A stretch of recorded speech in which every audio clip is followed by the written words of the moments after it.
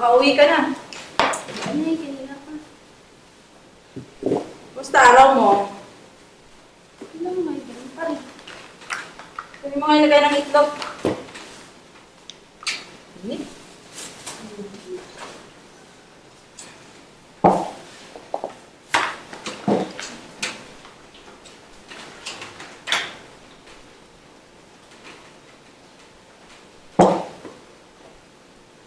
Nay, Oh, sasabihin sa akin sa'yo. ano? Di ba na yung mataas naman yung grades ko? Saka nag-aaral naman ako lang. Siyempre. Kayang-kaya mo yun eh. Tsaka, siyempre, paano ka sa nanay mo? Yun. Kasi ganito na gusto ko sana ng bagong cellphone na. Okay lang sa'yo. Alam mo naman na sapat lang ang kinikita ng tatay mo. Hindi naman tayo, may paulit-ulit naman tayo. Oh, isa pa nga kulang ang binibigay ng tatay mo sa pagkain natin eh. Hindi tayo mayaman. Nay, cellphone lang yun, Nay. Cellphone lang. Hindi niyo pa kayang bilhin sa akin. Mayos ka. Ano ba naman yung cellphone lang? Hindi ka makaintindi? Sabi ko, sapat lang ang kinikita ng tatay mo. Ay, yes. Ano ko baka magugulo. Ano sabi mo? Wala na. Cellphone na yan. Nag-aaral naman ako mabuti na yan, tsaka mataas naman yung grades ko. Oh, so? Kailangan may cellphone bago? Eh, syempre, meron yung best friend ko, kaya gusto ko. Meron din ako cellphone. Hindi ka makaintindi. Hindi tayo mayaman din.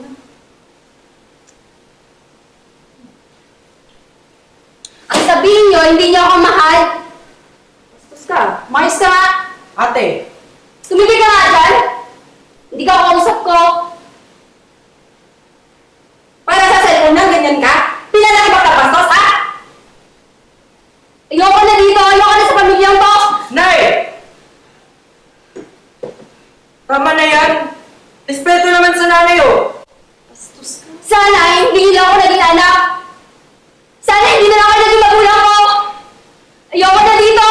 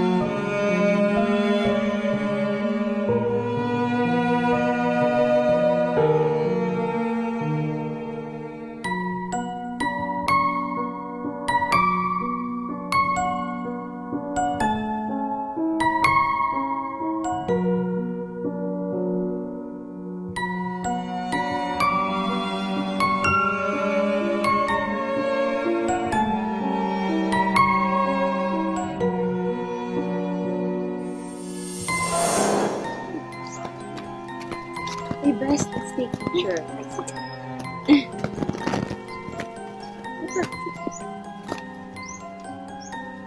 Ito yun.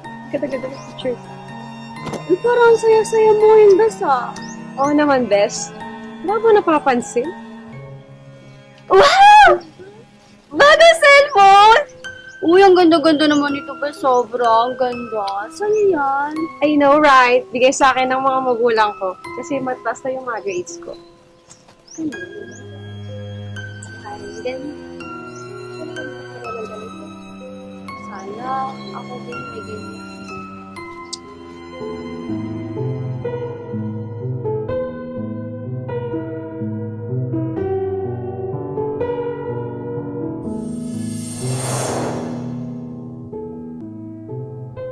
Lord, sorry po sa nagawa ko at nasabi ko kay nanay.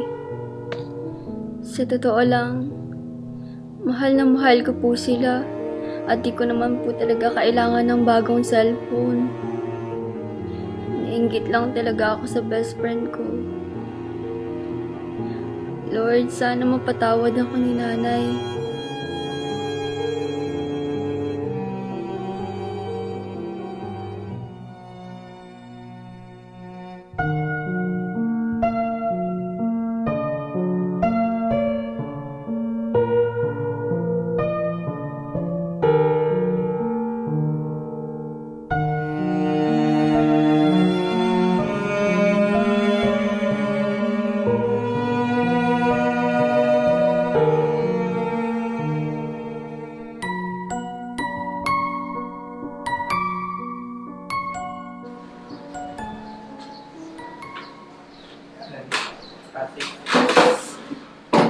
Ay, sorry po. Okay na yun na. Pasensya ka na din. Nabigla ang nanay. Pero, mahal na mahal ka namin ng kapatid mo. Pero, hindi ko lang kayang ibigay lahat ng gusto niyo ng kapatid mo.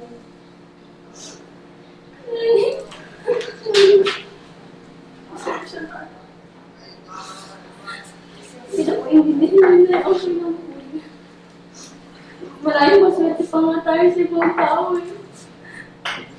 Hindi tayo merong tirahan. Buo yung ating pamilya.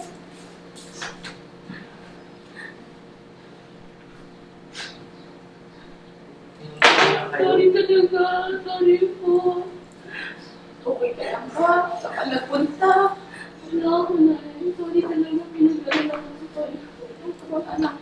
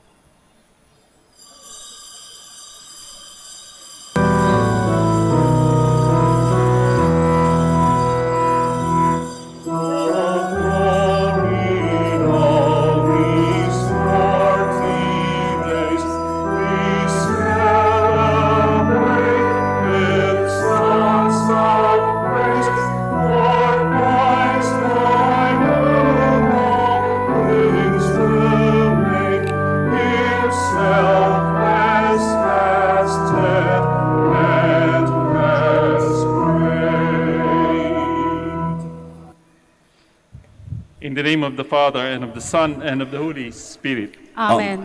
The Lord be with you. And with your spirit. Sasagot po kayo ng malakas, ha? Brothers and sisters, let us acknowledge our sins. This is another chance that is being given to us, another opportunity for us to think about changing ourselves for the better. So let us be sorry for our sins and be sorry for them and ask the Lord to once again forgive us. You were sent to heal the contrite of heart. Lord, have mercy. Lord, have mercy. You came to call sinners. Christ, have mercy. Christ, have mercy.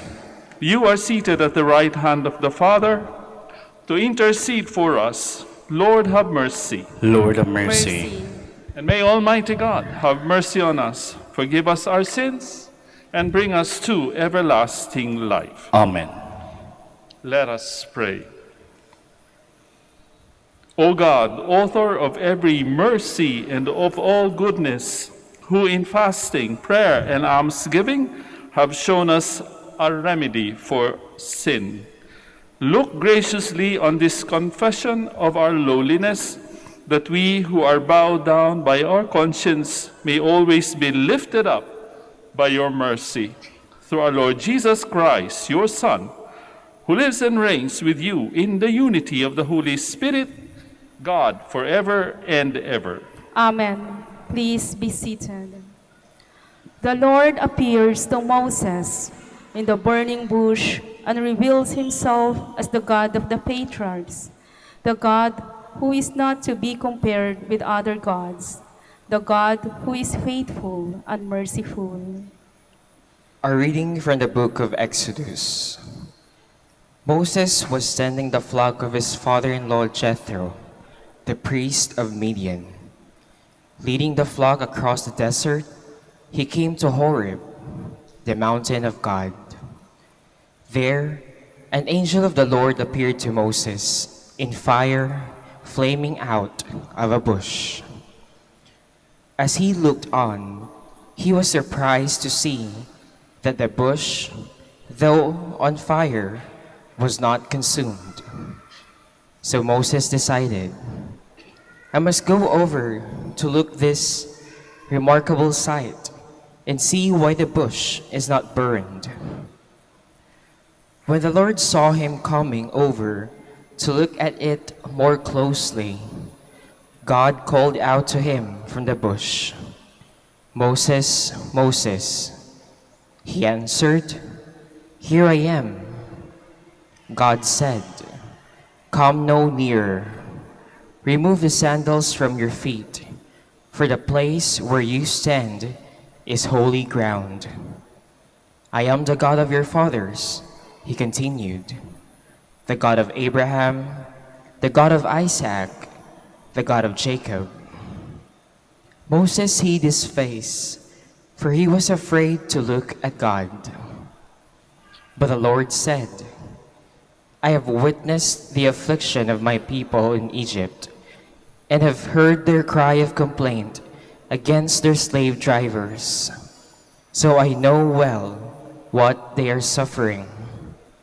Therefore, I have come down to rescue them from the hands of the Egyptians and lead them out of that land into a good and a spacious land, a land flowing with milk and honey. Moses said to God, But when I go to the Israelites and say to them, The God of your fathers has sent me to you, if they ask me, What is his name? What am I to tell them? God replied, I am who am. Then he added, This is what you shall tell the Israelites, I am sent me to you. God spoke further to Moses, Thus shall you say to the Israelites, The Lord, the God of your fathers, the God of Abraham, the God of Isaac, the God of Jacob, has sent me to you. This is my name forever. Thus am I to be remembered through all generations. The word of the Lord. Thanks be to God. The Lord is kind and merciful. The Lord is kind and merciful. Bless the Lord, O my soul, and all my being. Bless his holy name. Bless the Lord, O my soul, and forget not all his benefits. The Lord is kind and merciful. He pardons all your iniquities, heals all your ills. He redeems your life from destruction, crowns you with kindness and compassion. The Lord is kind and merciful. The Lord secures justice and the rights of all the oppressed. He has made known his ways to Moses and his deeds to the children of Israel. The Lord is kind and merciful. Merciful and gracious is the Lord, slow to anger and abounding in kindness. For as the heavens are high above the earth, so surpassing is his kindness toward those who fear him. The Lord is kind and merciful.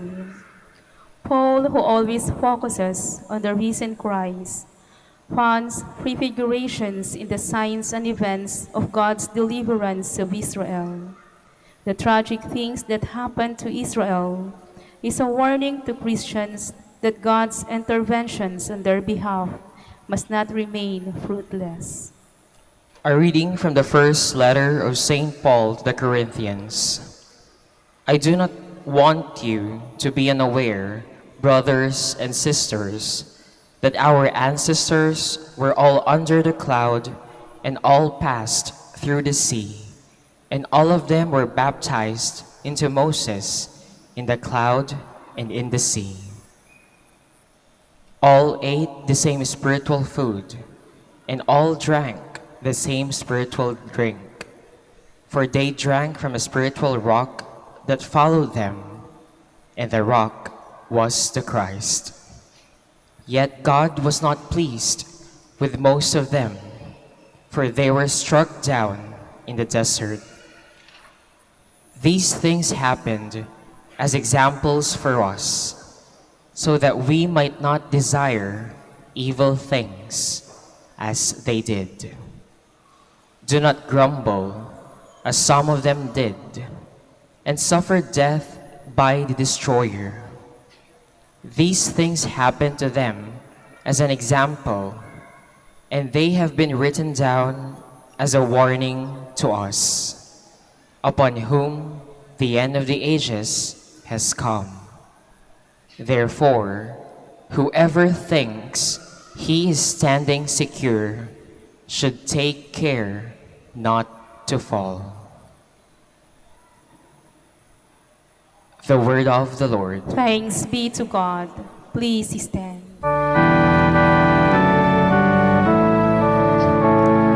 Glory to you, Word of God, Lord Jesus Christ. Repent, says the Lord. The kingdom of heaven is at hand. Glory to you, Word of God, Lord Jesus Christ. The Lord be with you. And with your spirit. A reading from the Holy Gospel according to Luke. Glory to you, O Lord. Some people told Jesus about the Galileans whose blood Pilate had mingled with the blood of their sacrifices. Jesus said to them in reply, "Do you think that because these Galileans suffered in this way, they were greater sinners than all Galileans? By no means. But I tell you, if you do not repent, you will all perish as they did. Or those 18 people who were killed when the tower of Siloam fell on them, do you think they were more guilty than everyone else who lived in Jerusalem? By no means. But I tell you, if you do not repent, you will all perish as they did. And he told them this parable. There once was a person who had a fig tree planted in his orchard. And when he came in search of fruit on it but found none, he said to the gardener, "For 3 years now I have come in search of fruit on this fig tree, but have found none. So cut it down. Why should it exhaust the soil?" He said to him in reply, "Sir, leave it for this year also, and I shall cultivate the ground around it and fertilize it. It may bear fruit in the future. If not, you can cut it down." Dear friends, sisters, and brothers, the Gospel of the Lord. Praise to you, Lord Jesus Christ. Please be seated. Magandang hapon po sa inyong lahat. Welcome to the Minor Basilica and Shrine of Our Lady of the Rosary of Manaoag. At doon din po sa mga nasusubaybay sa atin via live stream sa internet in all parts of the world. Good afternoon. Kayo ba ay naniniwala sa dalawang katagang malas? Ano bang opposite ng malas? Swerte. Naniniwala ba kayo doon? Malas o swerte? Siyempre lahat tayo gusto natin swerte, di ba? Pero kung minsan nasasambit din natin talaga yon kapag medyo hindi maganda ang takbo ng ating buhay, whichever part or whatever may be our present situation in life is. Kapag meron tayong maraming challenges, sasabihin natin, kamo tayo sa ulo, medyo malas ako ngayon. Hindi naman yan tungkol sa sugal pa, di ba? Sometimes there are things in our lives which we considered as malas or swerte. In today's gospel, makikita natin, di ba, yung mga Galileans, o the Galileans were asking Jesus, anong nangyari doon sa mga minasakir ni Pilate? Minalas lang ba sila? Hindi. Ano sabi ng Panginoon? Twice sinabi ng Panginoon, by no means. Bakit? Mas malas ba sila kaysa sa kagaya ninyo, mga Galileans? By no means, no. Pero, may sinabi ang Panginoon parang hamon sa kanila. Pag hindi kayo nagbago, ganun din ang kahihinat na ninyo malas. Diba? Ganun din yung mga nalaglagan ng tore sa Siloam. Malas ba? Parang maminalas lang sila. They were at the wrong place at the wrong time. Diba? Pero again, the Lord said, you think you are better off than these people who had the chance, minalas sila dahil sa nahulog yung tore. But, kapag hindi rin kayo nag-repent, pag hindi rin kayo nagbago, pag hindi nyo binago ang inyong buhay, ganun din ang mangyayari sa inyo. Parang may panakot pa, di ba? Tapos yung example ng fig tree, 3 taong naghihintay ang Panginoon o yung may-ari ng lupa, wala siyang makitang fruit. Anong sabi ng gardener? Another chance. Isa pang pagkakataon, another year. Di ba, ang daming beses? Sige, tanungin natin ang ating mga sarili. Kasama na ho ako. How many times have we experienced the forgiveness of God in the confessional box? Lalong-lalo na kapag panahon ng Kwaresma. Nangungumpisal ba kayo? Kadalasan kasi, lalo na, Father, kasi may pandemic nice excuse. Meron na pong kumpisal. So make the effort, no? To go to confession. So hindi na po excuse ang COVID.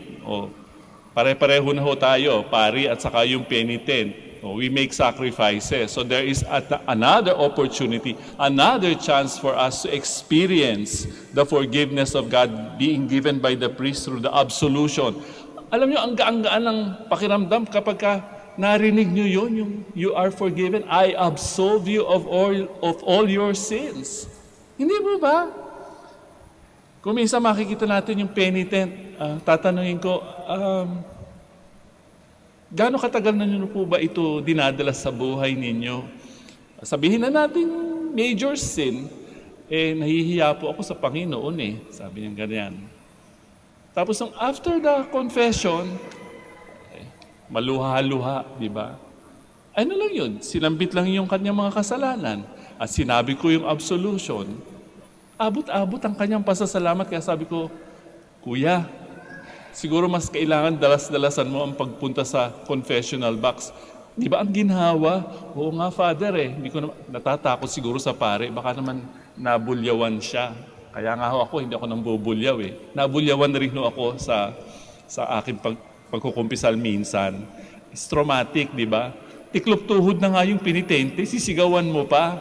I understand the priest at that time kasi medyo mahina na rin siguro ang kanyang pandinig, di ba? That is why I make it a point, humihingi na ng patawad, di ba? Kapag isang tao humihingi ng patawad, chance na yun, di ba? You, as the one who will forgive, will also feel good afterwards. Kapag ikaw na ang binigyan at naka-experience ng forgiveness, it also feels so great. Hindi mababayaran. Di ba? That is why the Lord said, by no means. No? Kapag hindi tayo nagbago, binibigyan na tayo ng opportunity. Di ba? Sabi nga natin, give me a second chance. Hindi nga lang second chances ang ipinibigay sa atin di ba? Can you count the number of times that you have been forgiven? And you heard the words, your sins are forgiven. Hindi na natin mabilang-bilang, di ba? Ilang kwaresma na ang dumaan sa ating buhay. Ilang beses na tayong humingi ng tawad at tayo'y pinatawad. Marami, di ba? Not once, not twice, not thrice even. Kaya nga ang Panginoon in another part of the gospel said, tinanong siya ni Pedro, how many times will I forgive my brother, my sister? 7 times? Dami na ho yung 7, di ba? Hindi, sabi ng Diyos, sabi ni Jesus, 70 times, 7 times. Marunong ba kayo sa mathematics? Aabot ho ng lampas 500 yun. You will lose count of forgiving. Di ba? Hindi naman, that is not the subject matter of forgiveness to forgive. Nakakailang beses ka na sa akin. Hindi. Di ba? Alam niyo, meron ako isang kwento, merong isang nanay at merong isang ang tawag na rin namin sa kanya yung mami, nakikimami na rin kami. Meron siya isang problematic na anak at yung mga kapatid, actually ayaw niya, gusto disiplinahin nung nanay at nung tatay yung kapatid nila. Kasi medyo lumaki sa layaw. Siyempre yung mga ibang anak, mga kapatid, malaki silang pamilya. Nagbibigay ng allowance para dun sa nanay, sa kanyang maintenance, sa kanyang mga pangangailangan, kasi medyo matanda na. Hindi niya ginagastos para sa sarili niya. Patago, binibigay niya dun sa isang anak niya na may kapansanan sa pag-iisip dahil sa drugs, nalulun sa drugs and all that. One time, nung bumisita kami, kasi si Ma kasi kinukonsinti naman yan tanda-tanda na paano kapag nawala ka na Ma, sino mag-aalaga dyan? He cannot even stand on his own 2 feet. Diba? Alam niyo yung nanay, quiet lang. Siyempre, hindi naman kami nakikialam, hindi naman kami part ng family talaga. We are just close friends of the family. Hanggang sa namatay na yung nanay, talagang makikita mo, ibinibigay niya talaga, tagtitiis siya, hindi niya binibili lahat yung gamot na kanyang kailangan para sa kanyang puso, sa kanyang maintenance. And then, in my own reflection, nakita ko, kasi nanay, diba? Iniwanan siya ng asawa niya, yung taong may problema. Iniwanan na siya ng kanyang anak. Ngayon yung mga kapatid niya gusto disiplinahin. You have to be strong, Ma. Tough love, dapat. Tingnan mo, nangyayari. Walang pagbabago, walang transformation dyan sa anak niyo. Diba? Tough love talaga. Kailangan yung disiplina. Pero yung nanay, hindi. Kaya, kapag nagtatantrums yung tao, nagdadabog. Tatawagin lang yung pangalan niya. Tago natin sa pangalang Francis. Francis! Pag narinig yon nung taong yon, tigil. Yung mga kapatid, ay away, di ba? Pero yung nanay, name lang. That is how, perhaps ganyan kakonsentidor ang Diyos para sa atin. Alay ko, di ba? Will He ever abandon us? Hindi. Will He not forgive us? Can God afford to not forgive us? Hindi. Pero hindi naman natin pwedeng sabihin, yun naman pala, Father, hindi naman pala ako matitiis ng Diyos. Oh, wait a minute. God is not going to save us without us. Isipin natin yun. Father, di ba kaya nga siya namatay sa krus dahil para masalba tayo? Correct. So behave like somebody who is saved. Behave somebody who is really loved by a God who loves. Kasi kuminsan ang pagmamahal natin sa ibang tao, di ba? Binibilang at sinusukat natin. Ang Diyos, kagaya nung nanay sa kwento ko, hindi nagbibilang. Nauubusan. Di ba? Kasi that is the sin of presumption. Papatawarin naman ako ng Diyos eh. Yung mga tao ba dun sa templo na pinatay ni Pilate at saka doon sa tore ng Siloam? Did they have the time to prepare for their deaths? Hindi. Maswerte tayo siguro kung sasabihin natin bibigyan tayo ng pagkakataon na makapagsisi at makapagbago sa ating buhay. But no, we don't know when we are going to die. Do you? Or would you want to know when you are going to be dead? Parang sasabihin nila, kanina lang, ang saya-saya niya. Kapiling pa natin. Cardiac arrest. Sudden death. Nakapag-prepare kaya siya. And it can happen to each and every one of us too. It's a tragic thing, di ba? Tragedy yun kapag hindi tayo nakapaghanda. Kaya nga sabi nila, pagka daw medyo sumama ang pakiramdam mo at medyo magpa-pass out ka, ano sasambitin? God have mercy, di ba? O mag-act of contrition ka na. And we have so much time to prepare. Kasi we are not going to be judged by the way we die. I think we are going to be judged by the way we live. Mahirap po kasi magbago di ba? Madali bang magbago? Is it easy to change and to be transformed? Lalong-lalo na kung halimbawa medyo middle age ka na and above. Sabi nga nila, you cannot teach old dogs new tricks. Kasi nakasanayan niya, lalo na kapag bisyo. Di ba? Kapag may bisyo ka, o sige, hindi muna ako magsisigarilyo, halimbawa, o hindi muna ako magmamadyong, o hindi muna ako magtotong eats, o hindi muna ako magchichismis at pag-uusapan ang buhay ng ibang tao. Mahirap magbago. But is that impossible? Hindi. Kailangan ng effort. May isang estudyante, bless me, Father, for I have sinned. Tapos afterwards, kasi Father, nahihiya ako, I cannot go to confession frequently kasi pare-pareho naman yung kasalanan ko eh. Parang ganun, sabi niya. Di ba dapat magpasalamat ka kasi pare-pareho yung kasalanan mo? Ano ba gusto mo? Every time you go to confession, you have a new sin. O natawa lang siya. Totoo naman, di ba? Pagka tinignan ninyo yung ating mga confession, makikita nyo, more or less, hindi tayo lumalayo sa ating mga favorite sins or even the big sins. No. It all depends on our personality and on our pagkatao natin at yung mga preferences natin, yung mga choices natin, di ba? We have to be thankful. Lent is an opportunity for us to again begin changing. Patawarin yung mga humihingi ng patawad. Kahit nga hindi sila humihingi ng patawad, at least we begin sa kalooban natin. Kailangan ko na siyang patawarin. O kahit hindi siya nag-a-approach sa inyo, patawarin na. Ang winner, hindi yung taong papatawarin nyo, kayo. Diba? The Lord is not going to save us without us. Kailangan mag-yes tayo. He gave us kasama ng paglikha niya, katulad niya, created in the image and likeness of God, we are free to choose. Ngayon, kung hindi tayo free, di wala tayong pinagkaiba sa other members of the animal kingdom by instinct lang. So, walang konsensya, walang guilt feelings, di ba? Pag nagugutom, kakain, di ba? Kapag on heat, magse-sex, di ba? Hindi We are human beings, created in the image and likeness of God. Imagine, Tayo ba nagpapasalamat doon? Hindi tayo ginawang kalabaw, hindi tayo ginawang unggoy, hindi tayo ginawang rabbit, hindi tayo ginawang langgam, but as human beings, with freedom. O, di ba? Malas ba? O swerte? So mga kapatid, this Lent 2022 is an opportunity for us to again think about the saving power of God.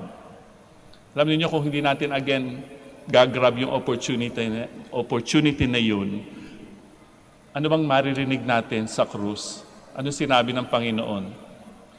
Father, forgive them, for they do not know what they are doing. Kapag hindi natin na-appreciate yung tsansa na magbago at magbalik loob sa ating kapwa, sa Panginoon, hindi natin siguro alam ang ating ginagawa. See? That is how much God loves us. Hindi niya alam ang ginagawa niya. Halika na nga dito. Diba? But no, we know what we are doing. It is not an excuse. Diba? So meron tayong schedule ngayong Lent. Nasa announcement po yan. Grab the opportunity habang wala pa mahabang pila. Nandyan kami, may regular schedule from Monday to Friday. Let us experience once again the lightness, the consolation of being freed from our guilt, from our sins. It is also a moment of grace, which we should be thankful to God for. Hindi na nanakot ang Diyos. Hindi na nanakot si Jesus. Ang daming chances na binigay sa atin. Let us grab those chances before it is too late.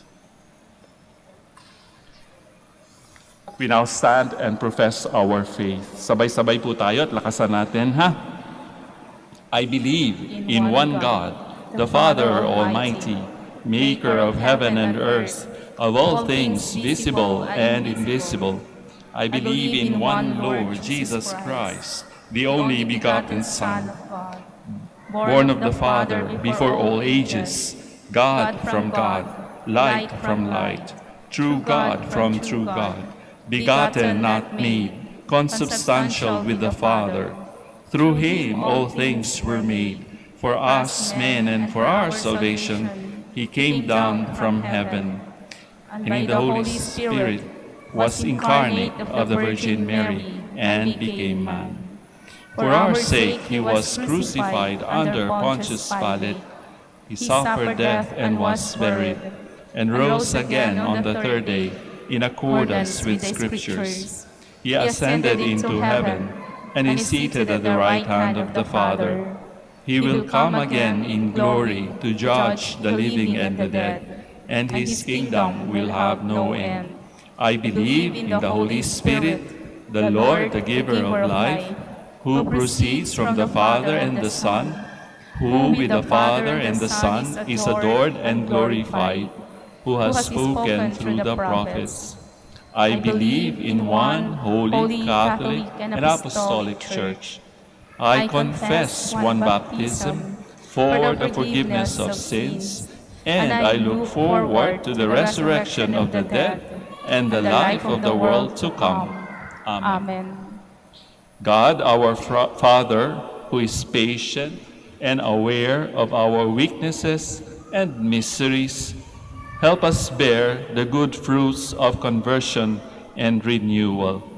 For each petition we shall say, Lord of strength, hear your people. Ilakas po natin, ha?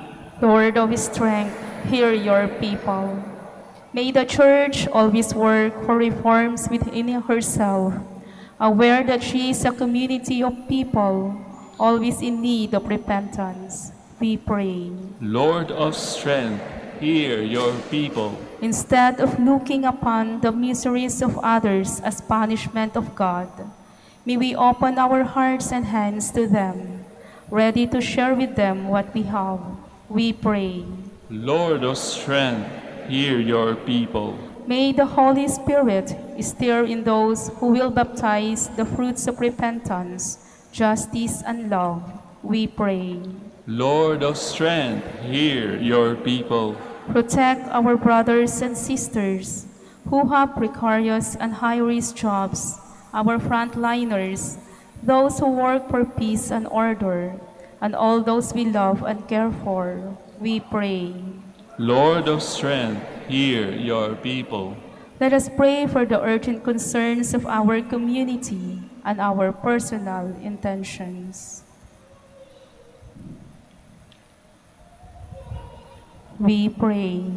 Lord of strength, hear your people. Pagdasal din po natin ang kapayapaan at ang pagwawakas ng gera between Ukraine and Russia na naaapektuhan din po tayo kahit tayo nasa kabilang parte ng mundo. Let us pray for peace. Lord of strength, hear your people. Father, hear our prayer. Give us strength to be faithful to our Lenten observance of more intense prayer and more willing service to our brothers and sisters. We ask this through Christ our Lord. Amen. Please be seated.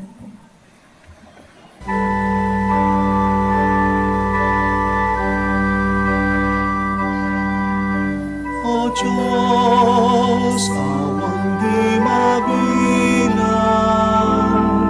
tanggapin mo yaring aming alay, gawin ito bilang tanda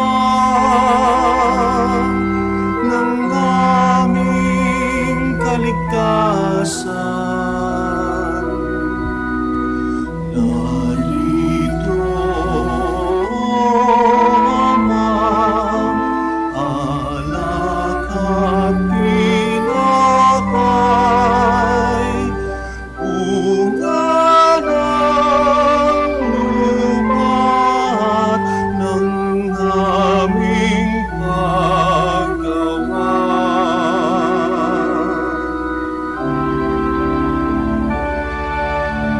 Diyos, awang di mabilang,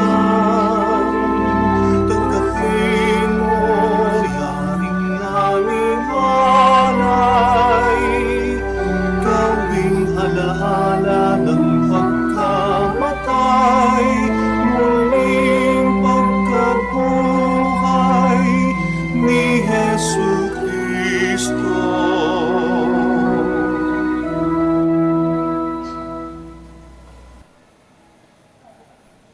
Please stand. Let us pray, brothers and sisters, that my sacrifice and yours may be acceptable to God, our Almighty Father.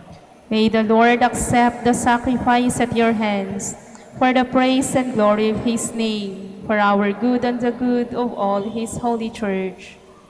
Be pleased, O Lord, with these sacrificial offerings, and grant that we, who beseech pardon for our own sins, may take care to forgive our neighbor through Christ our Lord. Amen. Sagot po kayo ulit ng malakas, ha? The Lord be with you. And with your spirit. Lift up your hearts. We'll lift them up to the Lord. Let us give thanks to the Lord our God. It is right and just. It is truly right and just, our duty and our salvation, always and everywhere, to give you thanks, Lord, Holy Father, Almighty and Eternal God, through Christ our Lord. For when he asked the Samaritan woman for water to drink, he had already created the gift of faith within her. And so ardently did he thirst for her faith, that he kindled in her the fire of divine love.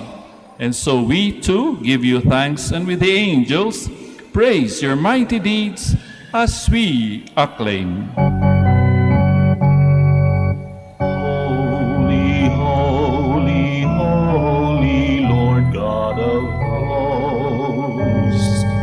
Heaven and earth are full of your glory, Hosanna in the highest.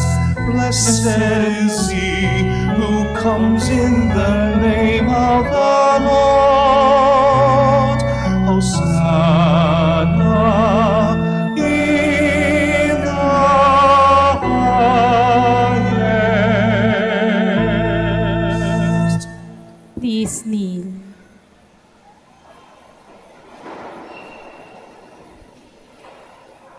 You are indeed holy, O Lord, the fount of all holiness. Make holy, therefore, these gifts, we pray, by sending down your Spirit upon them like the dewfall, so that they may become for us the body and blood of our Lord Jesus Christ. At the time he was betrayed and entered willingly into his passion, he took bread and giving thanks, broke it, gave it to his disciples, saying, "Take this, all of you, and eat of it. For this is my body, which will be given up for you."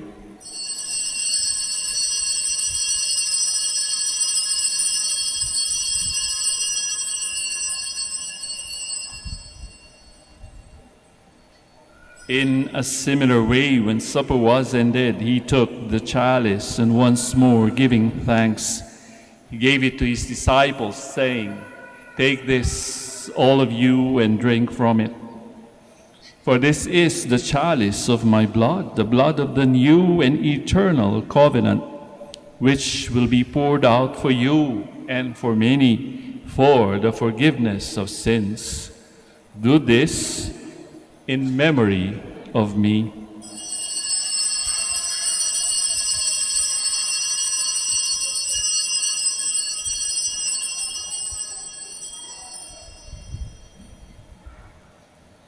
The mystery of faith. When we proclaim your death, O Lord, and profess your resurrection until you come again. Therefore, as we celebrate the memorial of his death and resurrection, we offer you, Lord, the bread of life and the chalice of salvation, giving thanks that you have held us worthy to be in your presence and minister to you. Humbly we pray that partaking of the body and blood of Christ, we may be gathered into one by the Holy Spirit. Remember, Lord, your church spread throughout the world, and bring her to the fullness of charity, together with Francis, our Pope, Socrates, our Bishop, Fidelis' assistant bishop, and all the clergy. Remember also our brothers and sisters who have fallen asleep in the hope of the resurrection, and all who have died in your mercy. Welcome them into the light of your face. Have mercy on us all, we pray, that with the Blessed Virgin Mary, Mother of God, with the blessed apostles, Saint Joseph, Saints Dominic and Francis, and all the saints who have pleased you throughout the ages, we may merit to be co-heirs to eternal life, and may praise and glorify you through your Son, Jesus Christ. Through him, and with him, and in him, O God, Almighty Father, in the unity of the Holy Spirit, all glory and honor is yours forever and ever. Amen, amen, amen. Please stand.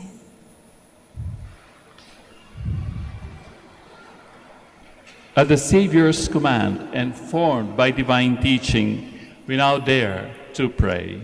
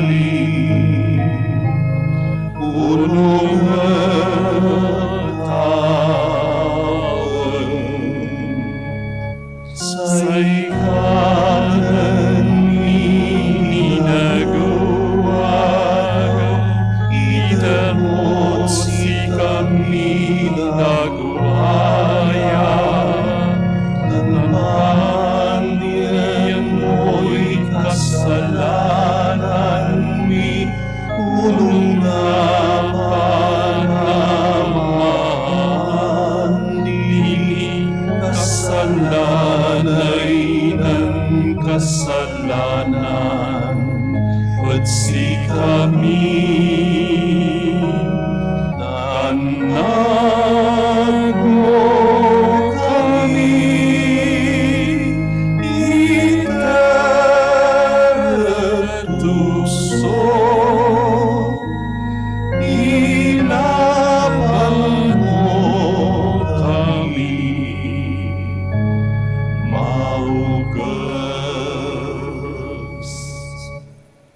Deliver us, Lord, we pray, from every evil. Graciously grant peace in our days, that by the help of your mercy we may be always free from sin and safe from all distress, as we await the blessed hope and the coming of our Savior, Jesus Christ. For the kingdom, the power, and the glory are yours, now and forever. Lord Jesus Christ, who said to your apostles, "Peace I leave you, my peace I give you," look not on our sins, but on the faith of your church, and graciously grant her peace and unity in accordance with your will, who live and reign forever and ever. Amen. The peace of the Lord be with you always. And with your spirit. Let us now offer to one another Christ's sign of peace. Sa inyo pong lahat, peace be with you.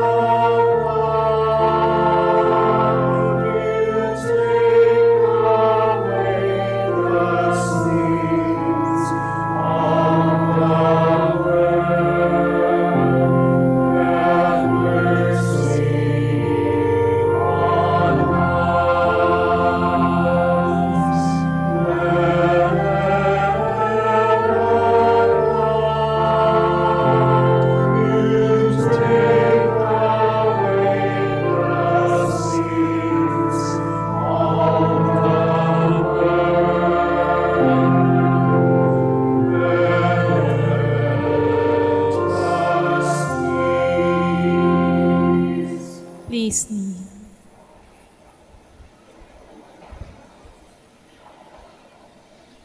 Friends, sisters, and brothers, behold the Lamb of God. Behold him who takes away the sins of the world. Blessed are we who are called to the supper of the Lamb. Lord, I am not worthy that you should enter under my roof, but only say the word, and my soul shall be healed.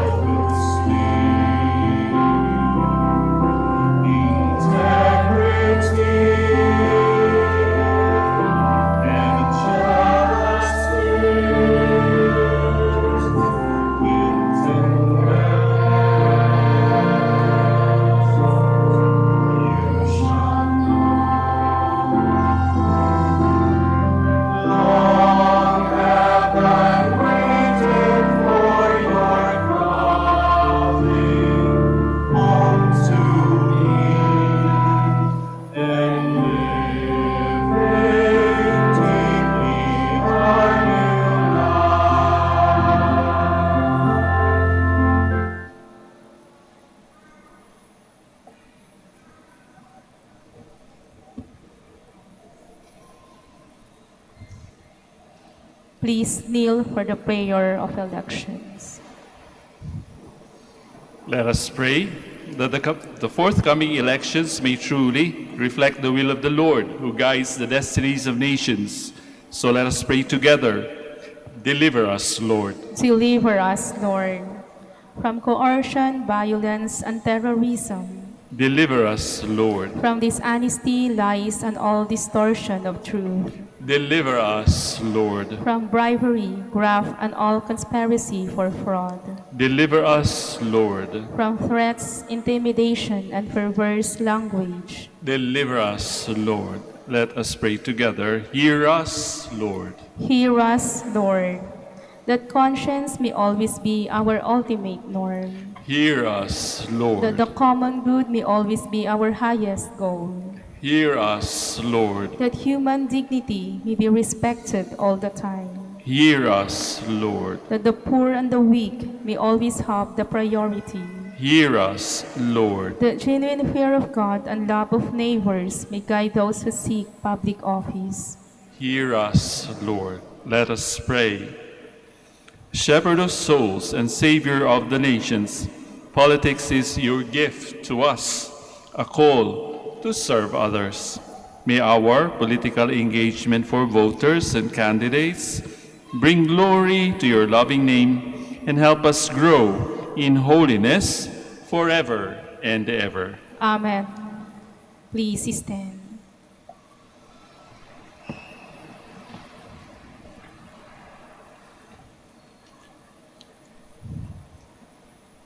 Let us pray. As we receive the pledge of things yet hidden in heaven, and are nourished while still on earth with the bread that comes from on high, we humbly entreat you, O Lord, that what is being brought about in us in mystery may come to true completion. Through Christ our Lord. Amen. Please be seated for the announcement. There are devotees of Our Lady of Manaoag. The summer feast of Our Lady of the Rosary of Manaoag will be on May 4, 2022, third Wednesday after Easter Sunday. The Novena Masses will be scheduled at 6 a.m., 7:30 a.m., 9 a.m., 10:30 a.m., 12 noon, and 4:30 p.m. from April 25 to May 3, 2022. Additional Mass at 3 p.m. on May 1, Sunday. We invite you to participate in these Novena Masses.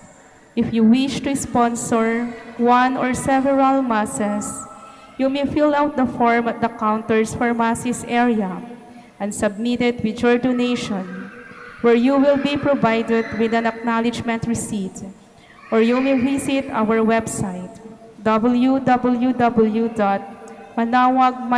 www.manaoagminorbasilica.org, for the online pamisa. All names of donors and sponsors will appear in the souvenir program. Thank you very much for your continued support. God bless you. Please stand. So once again, brothers and sisters, thank you very much for being one with us in the celebration of the Holy Eucharist. Continue to pray for us in our ministry here at the Our Lady of the Rosary of Manaoag Minor Basilica. And we also promise to pray for you in our formation house here at the back sa novitiate po. Palagi kayong kasama sa aming mga intercessions in the morning prayers and in the Vespers. The Lord be with you. And with your spirit. At katulad ng pagbati ko sa inyo ng the Lord be with you, pakitingin naman sa inyong paligid, sa harap, sa likod, sa kaliwat, sa kanan, pakibaunan din ang mga katabi ninyo ng ganong greeting. Pakisabi rin sa kanila ng the Lord be with you.